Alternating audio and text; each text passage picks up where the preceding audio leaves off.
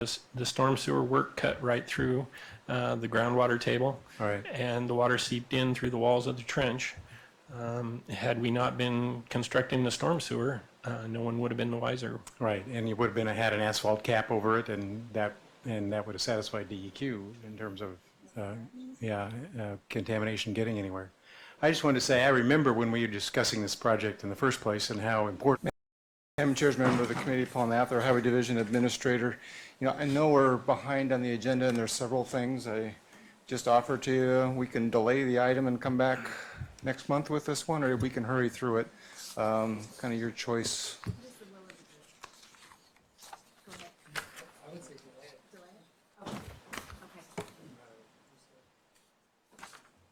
I think we're going to go with delay. Okay, Okay. that works fine. Thank you very Thanks. much. I appreciate the offering us a bit of grace.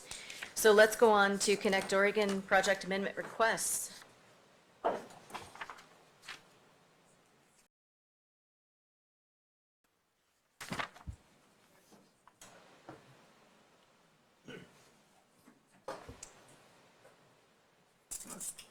Another interesting item today, so we will dive in. Scott, nice to see you. Please go right ahead.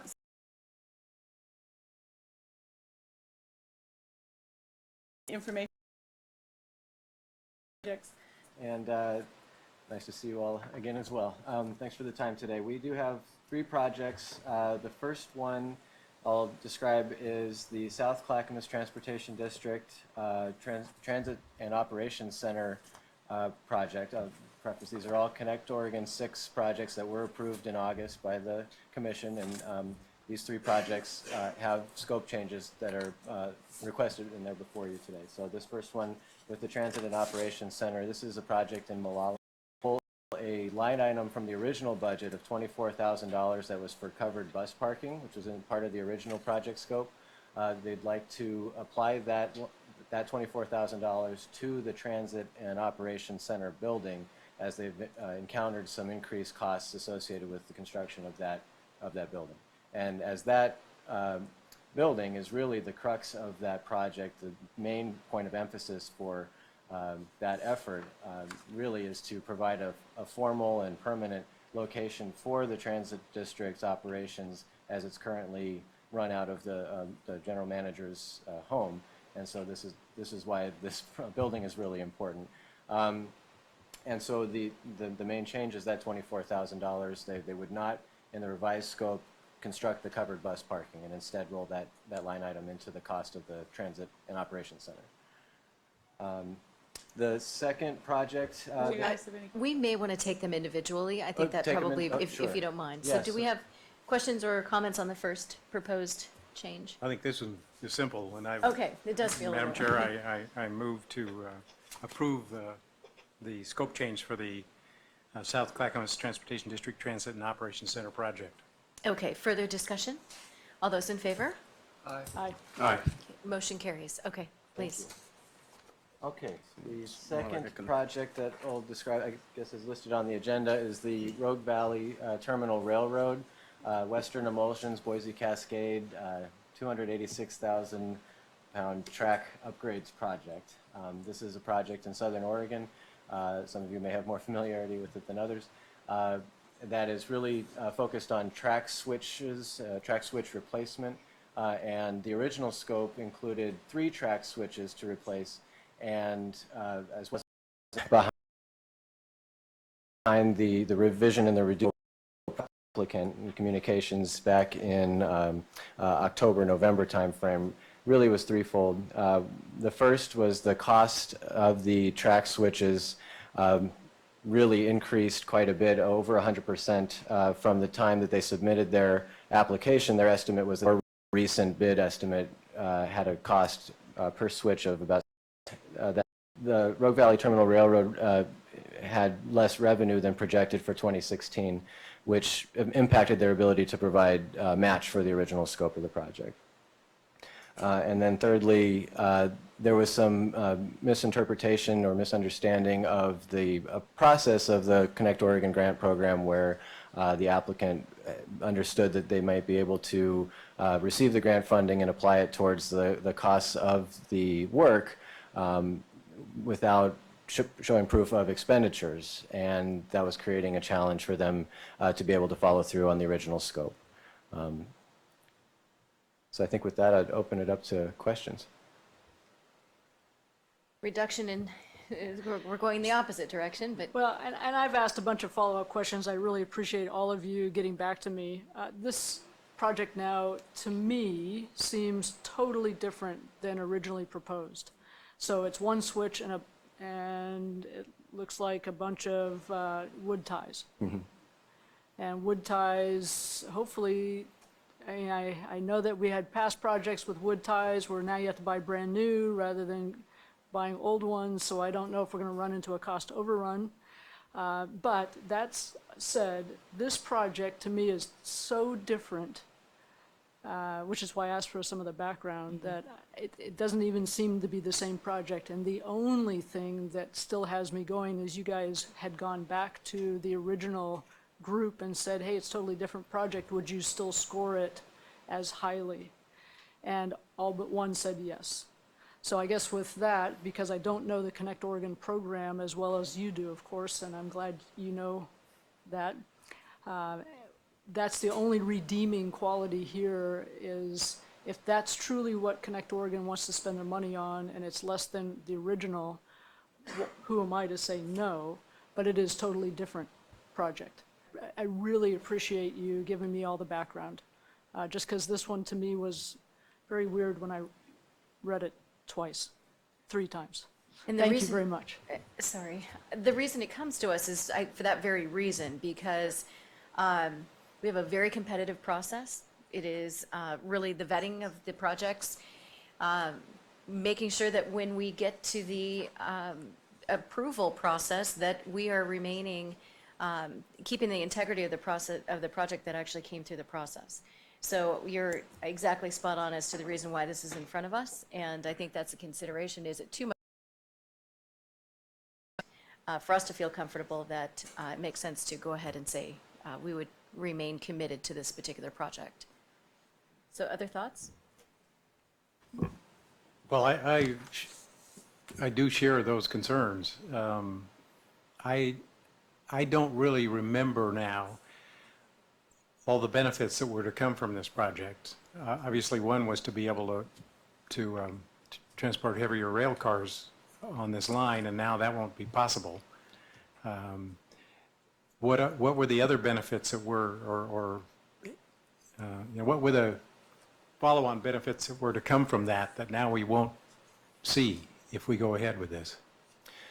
Right, I think it's a proportional reduction, I think. If you look at the original having the 3 switches and the 1,000 feet of rail, you're gaining in efficiency for that part of the system. I think certainly from our rail plan, we have a focus and emphasis on preservation of short line rail and of efficiencies gained from having those switching capabilities.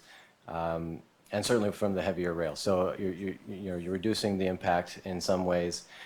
We did receive a fair amount of communication back from the Rail Advisory Committee members and from the Freight Advisory Committee members. And like was mentioned, all but one on each of those committees who had responded to this revised request recognized that kind of preservation benefit of the one-track switch replacement and the emphasis on this location. So I think the concerns that were expressed by the one Rail Advisory Committee member and the one Freight Advisory Committee member who would not have ranked this project as highly with the revised scope really stemmed around a concern around impact and benefit and the change between the original and the revised scope, but also some concern around precedent and the process being respectful and wanting to maintain the integrity of the review process, project selection process that is arduous and over several months to get to a decision to be made. So I'm a little bit concerned that the applicant didn't realize up front about the reimbursability here, that they didn't get the money up front, they get reimbursed. And that concerns me about the communication that went on prior to the application even being submitted. And it's certain, I happen to believe that this particular rail line is an important one to preserve. On the other hand, I don't know that that there's an urgency. At least I'm not aware of an urgency. And to Commissioner Brown's point, there is a downside. The downside is that other people got told no, and didn't have a chance to compete with this lesser project. They had to compete with what was thought to be a bigger project. So it seems unfair to whoever was next in line.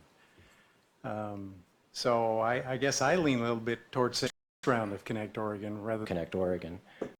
And I would just also remind the commission that we do have a representative of the applicant who would be available to answer perhaps in more detail about project specifics and maybe about some of the communication during the application process. Before we were to go to that, I worry, I think our role is the policy and the making sure that we are keeping the integrity of the program and the process. So my inclination is that we have enough information in terms of this particular project to be able to determine the scope change or what, whether that's at a certain level that we're comfortable or not.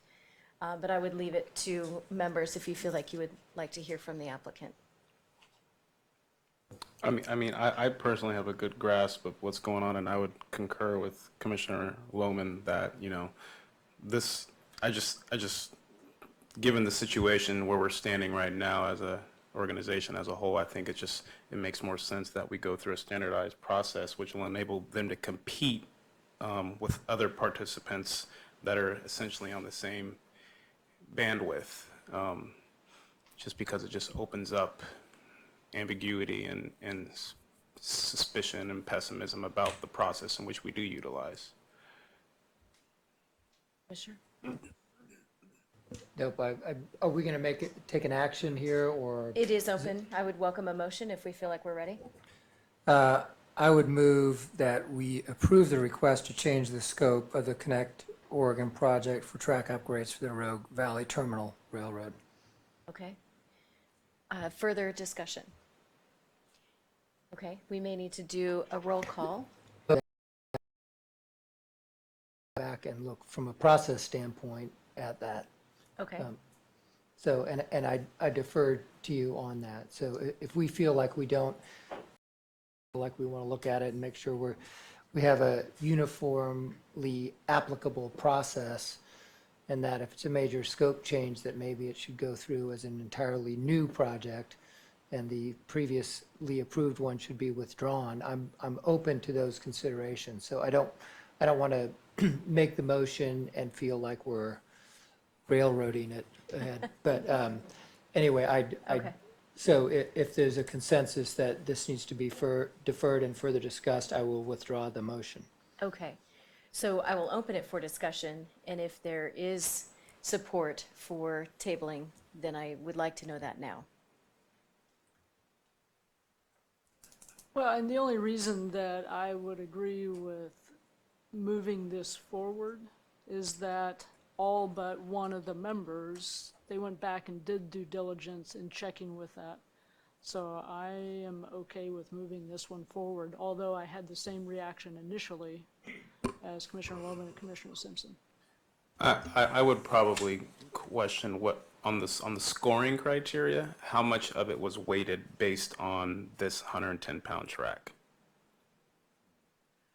I'm not Is sure we that could known? actually answer that. Just to add to, we did go back and look at the scoring and where they fell in the various ranks. So Commissioner Brown, we actually have a variety of committees that review this depending on the type of project. So in this case, we have the Rail Advisory Committee looking at this, we have the Freight Advisory Committee looking at this, we have the Region 3 Act, and then ultimately the final review committee who prioritized all of them. So in the case of this project, the final review ranking was 23 of 75, where you approved 39 just based on the amount of funds that you had. So you could say it's 23 of 39. In the case of the region, it was 6 of 14, so sort of right in the middle of the pack. The freight group identified it as 5 of 26. And then our, the rail was right in the middle, that's right. And then the region was also right in the middle at 5 of 10. So it pretty much sort of fell in the middle of the pack, except freight put it pretty high. But that was the original proposal. That was the original proposal. Madam Chair, since we're not all in the same place on this, and maybe Which it is would okay. be helpful To do. to hear from the applicant? applicant. Maybe he can give us some insights that we Okay. haven't thought of yet. Let's do it, please. And please make sure the blue light is on and state your name for the It record. is. Can you hear me Nice to okay? see you. Yes, thank you. Good to see you. My name is David Anzer. I'm Anzer Logistics. I'm a consultant working for Rogue Valley Terminal Railroad. Chair, Commissioners, a couple key points here. One was there's 3 switches. Not all the switches are the same. 2 of the switches are 90-pound rail. One of them is 60-pound rail. 60-pound rail is turn of the last century type of technology. 90-pound rail, it still can hold the weight of today's rail cars. It's just not as strong as it could be for longevity purposes. We have kept the 65-pound rail. We want to see that replaced. That goes into Western Emulsions. It's a asphalt terminal which handles hazmat loads. It's granted it's asphalt. It's not anything highly toxic, but that's the main reason for keeping that switch.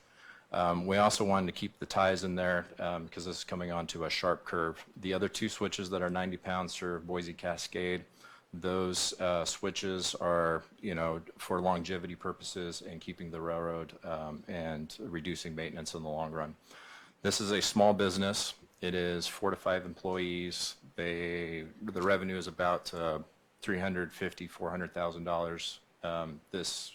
This project would wall up or try to work with ODOT on payment terms. One of the issues is there's 45-day payment terms. You have to pay the contractor in advance. It's a reimbursement. By the time everything's said and done, you're looking 6. I guess one option that they could look at is piecemealing this thing, buy one piece of rail, turn in an invoice, get reimbursement, go buy another piece. That will take forever, and so that's why we made this change here, because we just wanted to get the project done and, save face. Have we had other projects that have needed to have a different type of reimbursement mechanism used? Or have we always had a standardized process for that? Well, admittedly, my experience with the program only goes back as far as Connect 6, but in talking with managers and others who have been involved in the long history of the Connect Oregon program over the last 10 or 12 years, we've maintained a pretty consistent reimbursable approach as far as the grant program. So I'm not aware personally of another instance where we've been more. The companies that those loads are being switched into or out of, they can probably get along for a while. Is there a prospect that this company is going to make enough money that within the next 5 years or so, they might be able to buy those switches on their own without coming back to Connect Oregon? There is a potential. The cost, as Scott mentioned, I've been in the railroad business for about 16 years, and these switches used to be about $30,000, this type of industrial switch. Right. The mainline switches are a lot more expensive. They used to be about $30,000 to $60,000. They have literally doubled in the last couple of years.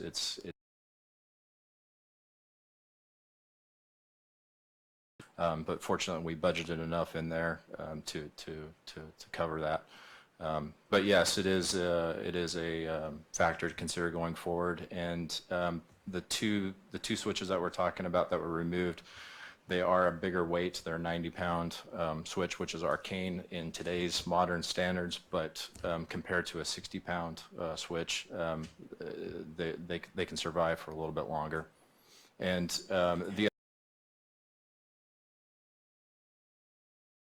And, you know, we're changing the revenue model and hopefully be able to generate more revenue going forward. This is just as a further point, this is serving White City industrial area. It's a large industrial area. It's got a lot of industrial land. This is a great rail park for customers and employers around the area. And has a potential, I believe, to Yes. keep some trucks off the road. Correct. So we do have a motion on the table. Do we have the project with this changes in scope? Is that correct? Just to reiterate? Okay. I so- just please, wanted to say yes. thank you for clarifying and providing a little bit more background, which was not highlighted in the document, so appreciate that. Thank you for the time. Okay.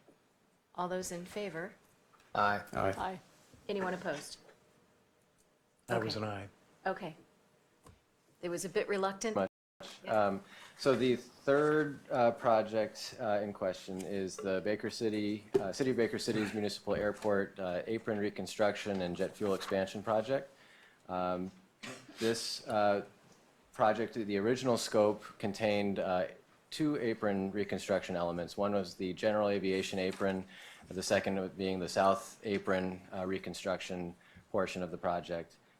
The major change between the original and the revised scope is the removal of the south apron reconstruction from the scope of the Connect Oregon 6 project, which had been approved. The reason for the need for the change, as expressed to ODOT staff from the applicant, City of Baker City, stems from the increased cost associated with reconstruction of the general aviation apron, which the City of Baker City discovered during geotechnical testing of the general aviation apron and the PCC concrete pad, which is a portion of the apron surrounding the fuel tank. So they discovered some susceptibility to frost heave, which was creating some unsafe situation. Basically, the airport was intending to salvage the concrete pad in the original scope, and through testing, they were determined that the general aviation reconstruction original scope into two phases. The first phase being reconstruction of the general aviation apron and the original expansion pieces of the jet fuel. You're good. That'd be a good idea. I think we want to answer that. Yeah. So please do make sure that the Works Director for the City of Baker City, and we have had successful Connect Oregon projects at our airport in the past, and so we have done previous geotech work there, and this was a little bit of a surprise. We really felt that we would be able to save that concrete around our fuel island, which is very important to have concrete rather than asphalt in that area. Unfortunately, the heave difference, so we're getting a heave difference of 3 inches based maneuver over safely, and so because of the, and I believe our general fund is going to have to contribute as well. Maybe the county will even throw in some, you never know. They got a lot of money, you should. yes. Oh, flush. Well, I don't want to make